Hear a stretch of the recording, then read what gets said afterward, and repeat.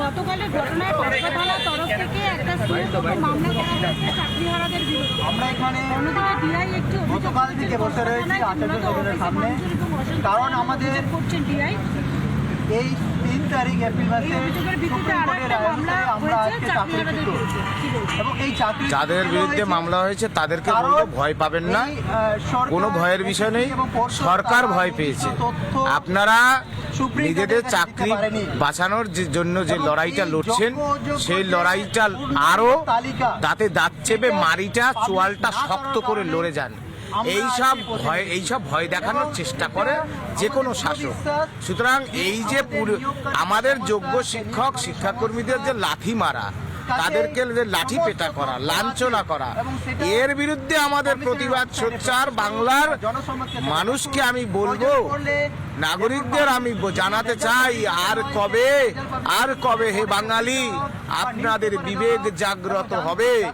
আসুন এসএসসি 2016 প্যানেলের যোগ্য বৈধ শিক্ষক শিক্ষিকা এবং শিক্ষাকর্মীদের পাশে দাঁড়ান।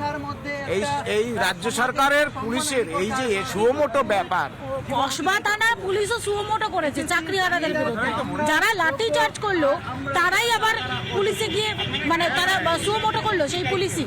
এটাই তো হচ্ছে আজ রাজ্যে, রাজ্যে আইনের শাসন আছে নাকি? এই পুলিশ দেখেননি টেবিলের তলায় ফাইল দিয়ে মাথা লোকায়, তারা কিনা রাজ্যের যোগ্য শিক্ষকদের পেটাচ্ছে। এর থেকে বিড়ম্বনার, এর থেকে লজ্জার আর কি থাকতে পারে? সুতরাং পুলিশ এই ধরনের কাজ করছে সরকারের ইশারায়। আমরা এই বিষয়টা জানবো যে কাদের বিরুদ্ধে মামলাগুলো হয়েছে, এটা আমরা প্রতিরোধ করে ছাড়বো।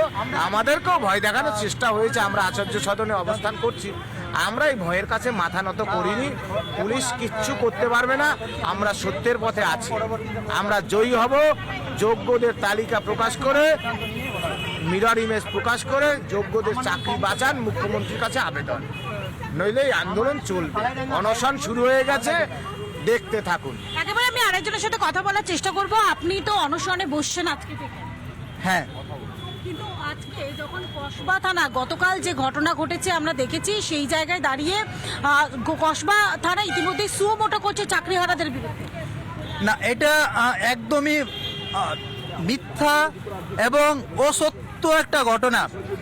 কারণ যেভাবে আমাদের উপরে যেরকম অন্যায়মূলক অত্যাচার করেছে এবং বর্বরচিত অত্যাচার, আমাদের সহকর্মীরা অর্থাৎ শিক্ষক শিক্ষিকা এবং শিক্ষাকর্মীরা যে গতকালের যে কর্মসূচি গ্রহণ করেছিল সেটা শান্তিপূর্ণভাবে, এবং সেই শান্তিপূর্ণ কর্মসূচিতে এই রাজ্য সরকারের যে পুলিশ প্রশাসন এইভাবে যে একটা নির্মম অত্যাচার করবে সেটা কখনো তারা আশা করেনি। এবং এর জন্য মিথ্যে মামলায় ফাঁসানো হচ্ছে চাকরিহারাদের, এমনটাই অভিযোগ করছেন চাকরিহারারা।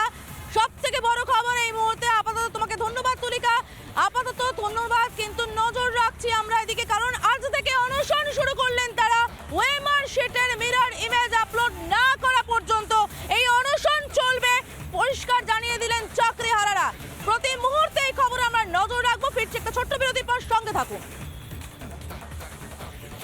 নানা ধরনের কন্টেন্ট দেখার জন্য লাইক করুন, শেয়ার করুন আমাদের ফেসবুক পেজ, সাবস্ক্রাইব করুন আমাদের ইউটিউব চ্যানেল। পাশাপাশি অন্যান্য ব্রেকিং নিউজের জন্য অবশ্যই চোখ রাখুন রিপাবলিক বাংলায়।